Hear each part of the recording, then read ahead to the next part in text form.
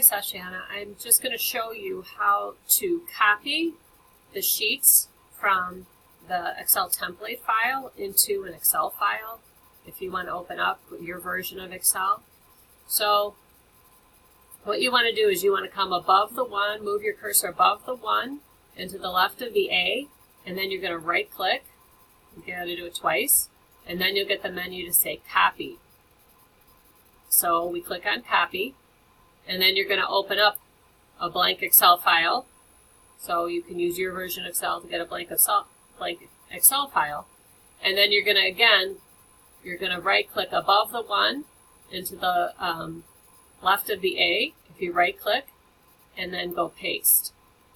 And so that's how you can get the sheets in there. Now, I'm not sure what you're saying about how you can't do the formulas in there in my version of Excel. So that's a little bit strange, but like on your trial balance, so let's say we have numbers in here, right? If that's the debit column, you should be able to, add them. I would do equal sum, parenthesis, and then box the numbers you want to add, close the parentheses, and get your total.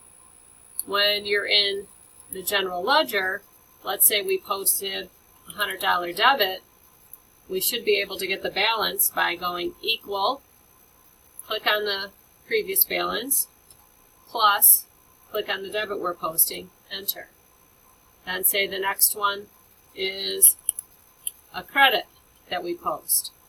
So we should be able to do equal, click on the previous balance. It's a debit balance and we're posting a credit, so we need to subtract. And there's our new balance in cash. So let me know if this helps you at all. I hope it does.